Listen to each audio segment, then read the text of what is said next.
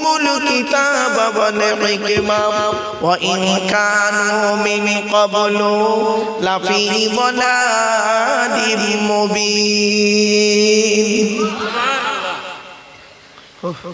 ও আবার এইছে এই ও কোথায় ছিল এতক্ষণ? এই ছেলেগুলো বাপেরা শোনেন, এদেরকে রাগ করবেন না। আমি এদেরকে কোনোদিন ডাকিনি, আল্লাহর কোরআন সামনে হাতে নিয়ে বলছি বাপ, আমি কোনোদিন কোনো এই লোকগুলোকে ডাকিনি। এই ছেলেগুলো এসেছে কেন জানেন? ওদের ইনকাম আছে, ব্যাপক টাকা ইনকাম আছে, তোরা করে। তবে এরা একটু মাঝে মাঝে একটু ডিস্টার্ব করে, কি জানেন? এই বাজে বাজে ছবি দেয়, বাজে বাজে হেডিং দেয়, এটা ডিস্টার্ব করে ফেলে মাঝে মাঝে, দুই একটা আছে। তবে বাবা সব করোনা, এর সব পুরাতন ছেলে আমার জানে। তো ও এই কষ্টকে আমি ভাবছি যে তুই কোথায় ছিলিস, হ্যাঁ তোর প্রেমিকার সঙ্গে দেখা করছিলি ঠিকই, আরে মা বেচারা কাজ করছিল। যাক যাক যাক, এই এতগুলো সামনে এরকম দিলে এই লোকগুলোর মুখ দেখতে আমি পাই না, আর ওরাও আমার মুখ দেখতে পায় না, ওরা খালি ওই ওই টিভি গুলোই চেয়ে। এবারে কাজ করবেন, যখন জলসা দেবেন এই সাইডে দেবেন, আর তোমরা সাইড থেকে বলতে পারো না করছি, হ্যাঁ তোমরা সাইড থেকে, হ্যাঁ হ্যাঁ আচ্ছা বাবা যাই হোক আসেন দ্বিতীয় নাম্বার আয়াত, আজকের দিনে সূরা জুমার দ্বিতীয় নাম্বার আয়াত। আল্লাহ বলছেন হুয়াল্লাযী বা'আসা ফিল উম্মিয়িনা রাসূলাম মিনহুম ইয়াতলু আলাইহিম আয়াতিহি ওয়া ইউযাক্কিহিম ওয়া ইউআল্লিমুহুমুল কিতাবা ওয়াল হিকমা। এর বাংলা মানেটা শুনে নিন। সেই আল্লাহর গুণগান গাইবে যে আল্লাহ উম্মীদের ভিতর থেকে, নিরক্ষরদের ভিতর থেকে একজন নবী প্রেরণ করেছেন। সেই নবী মানুষকে কি করেছেন? ইয়াতলু আলাইহিম আয়াতিহি, কোরআন তেলাওয়াত করে মানুষকে শুনিয়েছেন। ওয়া ইউযাক্কিহিম, মানুষকে পবিত্র করেছে। কিরকম পবিত্র? অন্তরের পবিত্রতা করে অর্জন করিয়েছে, বাহ্যিক পবিত্র করেছে। বাপেরা শুনে রেখে দিন, বাহ্যিক পবিত্র কি জানেন? নাপাক থেকে পাক হতে গেলে বাহ্যিক কি করতে হয়? ওযু, গোসল, তায়াম্মুম কেমন করে করতে হয় শিখিয়েছে। আর অন্তরের পরিষ্কার করতে গেলে কি করতে হয় নবী বলেছেন, লিকুল্লি শাইইন সিকালাতুন ওয়া সিকালাতুল কুলুবি যিকরিল্লাহ। হাদিস রাসূলুল্লাহ বলেছেন, আল্লাহর নবী বলেন প্রত্যেক জিনিস খারাপ হয়ে গেলে তার সারাবার একটা রাস্তা আছে। আর মানুষের অন্তর যখন খারাপ হয়ে যায়, আল্লাহর জিকিরই মানুষের অন্তরকে পরিষ্কার করে দেয়। সুবহানাল্লাহ। এই জন্য আল্লাহর ভয় করুন, আল্লাহকে মেনে চলুন, আল্লাহর নবীর কথাগুলো বাস্তবায়ন করুন। এরপরে ওয়া ইউআল্লিমুহুমুল কিতাবা, আর নবী তোমাদেরকে কিতাবের শিক্ষা দিয়েছে। আর ওয়া ইউযাক্কিহিম, ওয়া ইউআল্লিমুহুমুল কিতাবা ওয়াল হিকমাতা, হাদিসের শিক্ষা দিয়েছে, জ্ঞান বিজ্ঞানের শিক্ষা দিয়েছে। পৃথিবী প্রথম বৈজ্ঞানিকের নাম হলো first scientific in the world, prophet Muhammad Mustafa সাল্লাল্লাহু আলাইহি সাল্লাম। জোরে বলুন সুবহানাল্লাহ। আল্লাহর নবী কত বড় বৈজ্ঞানিক জানেন? কত বড় সায়েন্টিস্ট বুঝতে পারেন না? নবী মুহাম্মদ সাল্লাল্লাহু আলাইহি ওয়াসাল্লাম যে কথাগুলি বলেছে, আজকের বৈজ্ঞানিকরা গবেষণা করে দেখছে প্রফেট মুহাম্মদ সাল্লাল্লাহু আলাইহি ওয়াসাল্লামের কথাগুলো 100% পারফেক্ট। সুবহানাল্লাহ বলা গেল না? আমি কয়েকটা কথা বলছি শুনে নিন। আল্লাহর নবী বলেছেন, আল্লাহর নবী বলেছেন খাবার আগে হাত ধোবে, খাবার আগে হাত ধোবে। কেন হাত ধোবেন? বৈজ্ঞানিকরা গবেষণা করে দেখছে খাবার আগে যদি হাতটা ধোয়া হয় হাতের জীবাণুগুলো চলে যায়, জীবাণুমুক্ত হাত দিয়ে খেতে পারে। দুই নাম্বার নবীজি বলেছেন খাবার আগে লবণ বা পানি গালে দেবে। কেন বলেছেন? লবণ বা পানি গালে দিলে কি হয় দেখবেন, মানুষ সকাল থেকে কিছু খায়নি, আপনি সকাল থেকে যদি কিছু না খান, বেলা 12টার সময় আপনাকে আমি কাঁচা লঙ্কা দেবো প্রথম খেতে। কি দেবো? সকাল থেকে কিছু খাননি, আপনার বিরিয়ানি ভাত খেতে দেবো, সর্বপ্রথম যে খাবারটা দেবো কাঁচা লঙ্কা একটা খেতে পারবেন? সামান্য খাবার পরে হিচকি শুরু হয়ে যাবে, ঠিক না বেঠিক? এই জন্য নবী বললেন লবণ বা পানি গালে দাও, তার মানে তোমার মুখের মধ্যে পানি চলে আসুক, পিত্তের সঙ্গে তোমার সম্পর্কটা জড়িত হোক, তারপরে খাবার দাও আস্তে আস্তে। কত বড় সায়েন্টিফিক ভাবতে পেরেছেন? নবী বলেছেন খাবার শেষে আঙুলটাকে চাটবে, আঙুলটাকে চাটবে। কানাডার টরন্টো ইউনিভার্সিটি অ্যানাটমি বিভাগের প্রফেসর বিখ্যাত পণ্ডিত বৈজ্ঞানিক উইলিয়াম হার্ভে তিনি বলছেন যে মুহাম্মদ সাল্লাল্লাহু আলাইহি ওয়াসাল্লাম আঙুল চাটতে কেন বললেন? মানুষ যখন খাবার শেষে আঙুল চাটে ওর বুকের মধ্যে একটা লালা গ্রন্থি আছে, ওই লালাটা যত বেরোবে তত হজমের উপকার হবে। জোরে বলুন সুবহানাল্লাহ। নবীজি বলেছেন তুমি যে প্লেটে খাবে প্লেটটাকে ভালো করে চেটে খাবে, প্লেটটাকে চেটে খাবেন। আপনারা তো অনেকে প্লেটই চেটে খান না। এই মা বোনেরা ভালো করে শুনে নাও, তোমরা যখন খাবার খাবে বাচ্চাদেরকে এই শিক্ষা দেবে প্লেটগুলোকে চেটে খাবে, তোমরাও চেটে খাবে। এই অভ্যাসটা তো নেই। নবীর সুন্নতটাকে বাস্তবায়ন করতে পারেননি আপনারা।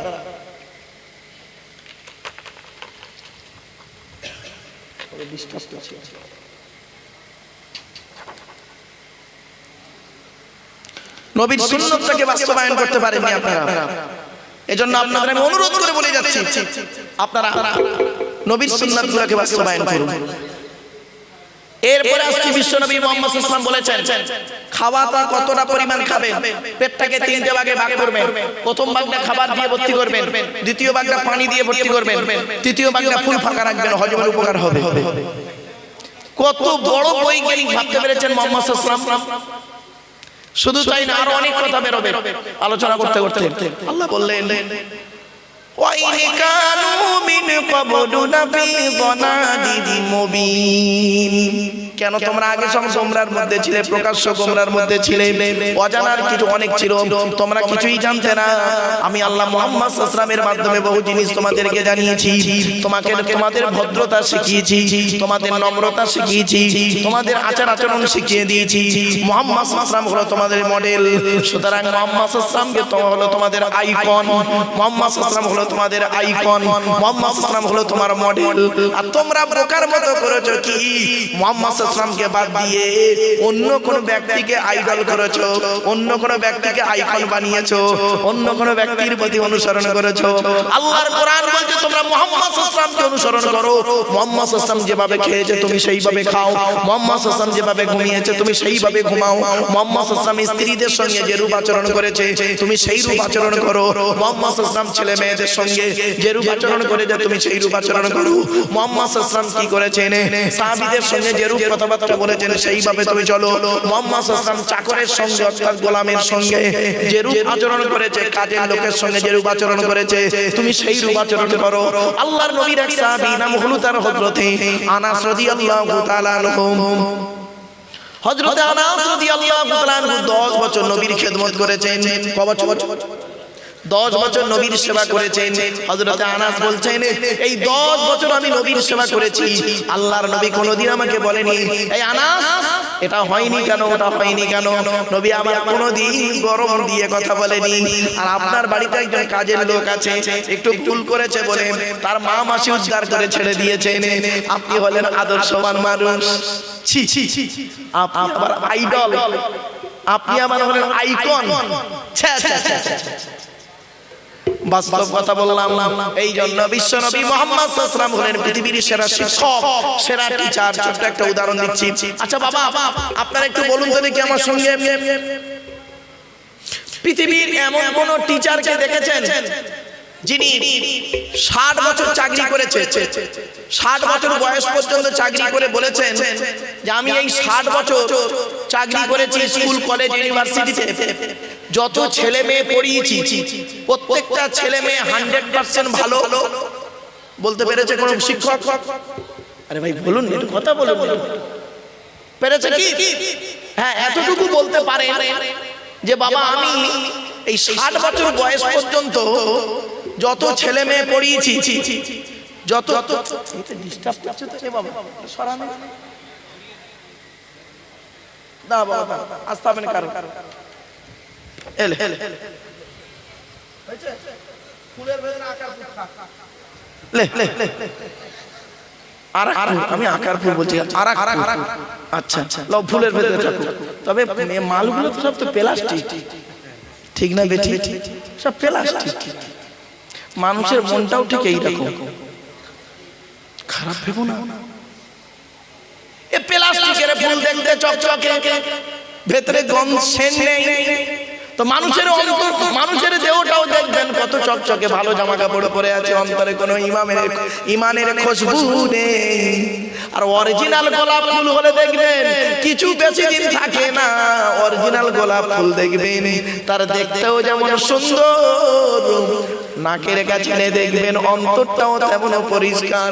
খাঁটি মুমিনের পরিচয় হলো খাঁটি গোলাপ ফুল, অরিজিনাল গোলাপ ফুল। জোরে বলুন খাঁটি মুমিন যে হবে অরিজিনাল গোলাপ ফুল, বেশি দিন থাকবে না। আমার ভাষা বুঝতে পারেন না? বেশি দিন থাকবে না পৃথিবীতে, হায়াত যতটুকু আছে ওইটুকুই চলে যাবে। কিন্তু যতদিন থাকবে খুশবু দিয়ে যাবে। খাঁটি মুমিন পৃথিবীতে যতদিন বাঁচবে মানুষের সঙ্গে ভালো আচরণ করে চলে যাবে। আর মৃত্যুর উপরে মানুষ তার জন্য পাগলের মতো কাঁদতে থাকবে। যেদিন তুমি এসেছিলে ভবে কেঁদে হেসেছিলে তুমি, কেঁদেছিলে তুমি হেসেছিল সবে। আবার বলছি, যেদিন তুমি এসেছিলে ভবে, ভবে মানে পৃথিবীতে, তুমি যেদিন পৃথিবীতে এসেছিলে কেঁদেছিলে তুমি হেসেছিল সবে। তুমি কেঁদেছিলে, তোমার আত্মীয়রা হেসেছিল, কে বেটা ছেলে হয়েছে 20 বছর পরে বংশে একটা বেটা ছেলে হয়েছে, হেসেছে। যেদিন তুমি এসেছিলে ভবে কেঁদেছিলে তুমি হেসেছিল সবে। এমন জীবন করিবে গঠন, এমন জীবন করিবে গঠন, কাঁদিবে তুমি হাসিবে তুমি, কাঁদিবে ভুবন। মরে যাবার সময় তোমার মুচকি হাসি নিয়ে তুমি কবরে চলে যাবে।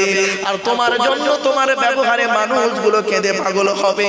খাঁটি মুমিনের পরিচয় হলো অরিজিনাল গোলাপ ফুল। আর চিটিংবাজ মুমিনের পরিচয় হলো এই মান। বাস্তব বলছি, আমি এইগুলো দেখি জানেন। আগে 1994 সাল থেকে ওয়াজ করছি তো, 1994 সাল থেকে বাবা। আজকে আমার দাড়িটা সব দেখতে পাচ্ছেন না, সব সাদা হয়ে গেছে, মেহেন্দি করেছি তাই লাল মতো হয়ে আছে।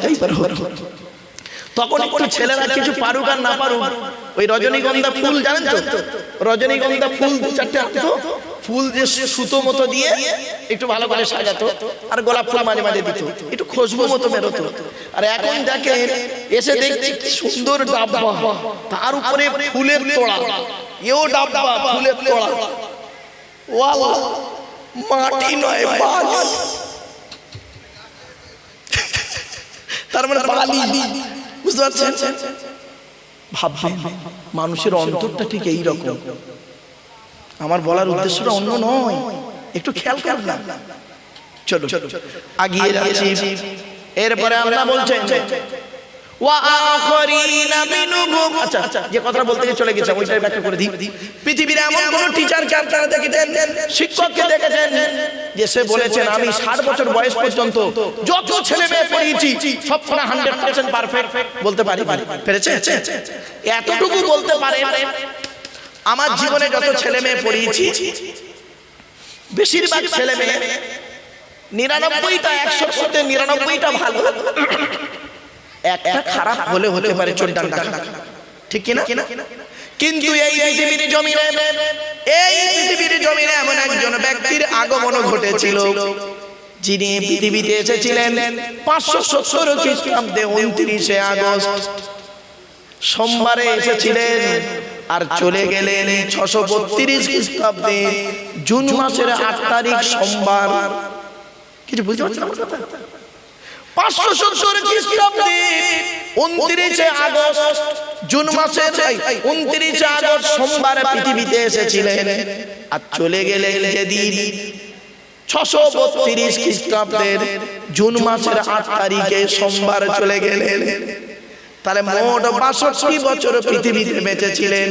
এই 62 বছর পৃথিবীতে থাকা অবস্থায় এমন ছাত্র ছাত্রী তৈরি করেছেন, তিনি নিজেই তার ছাত্র ছাত্রীদের সার্টিফিকেট দিচ্ছেন। আসহাবিকান নুজুম বিআইহিম ইকতাদাইতুম ইহদাইতুম। আমার সাহাবীরা হলো প্রত্যেকটা নক্ষত্রের ন্যায়, যার অনুসরণ করবে তার মাধ্যমে তোমরা নাজাত পেয়ে যাবে, জান্নাত পেয়ে যাবে। বলুন এমন টিচার পৃথিবীতে কেউ পেয়েছেন কিনা?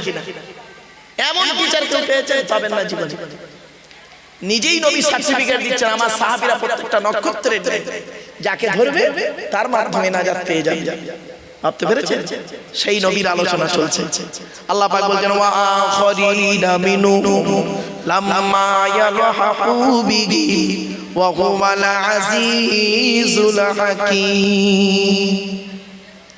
এ নবী শুধু এদের জন্য আসে নাই, আরো অন্যদের জন্য এসেছে যারা এখনো পর্যন্ত তাদের সঙ্গে সাক্ষাৎ করে নাই।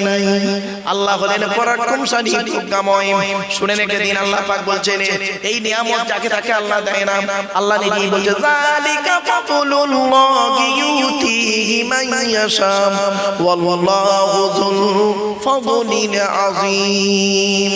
আল্লাহ পাক যাকে ভালোবাসেন তাকে তার করুণা বর্ষণ করেন, তাকে তার উপরে দয়া বর্ষণ করেন। আল্লাহ কত বড় দয়ালু, দয়াবান আপনি আমি জানি না, তাই অনুরোধ করে বলে যাচ্ছি বাবা, আল্লাহ আপনি নিজেই বলছেন মাসাল্লাযীনা হুমিলুত তাওরাতা সুম্মা লাম ইয়াহমিলুহা কামাসালিল হিমারি ইয়াহমিলু আসফারা বিইসা মাসালুল কওমিল লাযীনা কাযযাবু বিআয়াতিল্লাহ ওয়াল্লাহু লা ইয়াহদিল কওমায জালিমিন। আল্লাহ পাক বলছেন তাওরাত আমি দিয়েছিলাম, ইহুদিদের উপরে তাওরাত কিতাব দিয়েছিলাম। ওরা কিতাবটাকে বইলো, ওরা কিতাবটাকে বইলো, কিন্তু আমলও করলো না, ওই কিতাব মোতাবেক চললো না, মুসা নবীকে অনুসরণ করলো না। আমি আল্লাহ বলছি ওদের অবস্থা হলো গাধার মতো, যে গাধা কেবলমাত্র বড় বড় বই বইতে পারে। আর নিকৃষ্ট জাতি হলো তারা যারা কি করে বিসা মাসালুল কওমিল লাযীনা কাযযাবু বিআয়াতিল্লাহ। নিকৃষ্ট জাতি হলো তারা যারা আল্লাহর আয়াতকে মিথ্যা আরোপ করে। আল্লাহ পাক অত্যাচারী কওমকে কোনোদিন হেদায়েত করেন না। এরপরে আল্লাহ পাক বলছেন শুনেন, মুহাম্মদ সাল্লাল্লাহু আলাইহি ওয়াসাল্লামের কাছে একদিন ইহুদিরা এসে তর্ক বিতর্ক করেছে। একজন সাহাবীর সঙ্গে তর্কটা হয়েছে। কি তর্ক? ইহুদিরা বলে আমরা জান্নাতি, আমরা আল্লাহর প্রিয়, আর মুসলমানরা বলে আমরা জান্নাতি, আমরা আল্লাহর প্রিয়। এই নিয়ে দুই দলের তর্ক বিতর্ক হয়। তো আল্লাহ পাক কোরআনের আয়াত দিয়ে বলে দিলেন নবী তুমি বলে দাও ওদের সঙ্গে তর্ক বিতর্কে চ্যালেঞ্জ নাও, চ্যালেঞ্জ নাও যে চলো আমরা দুই দল একটা মাঠে গিয়ে আল্লাহর কাছে হাত তুলে কাঁদবো। যে দল হেরে যাবে নোংরা হবে, যে দল বাতিল হবে তারা মরে যাবে, আর যে দল সত্য হবে তারা বেঁচে থাকবে। চলো কে আছে? আল্লাহ বলেন এই চ্যালেঞ্জ ওদের শেষ করো। কি চ্যালেঞ্জ?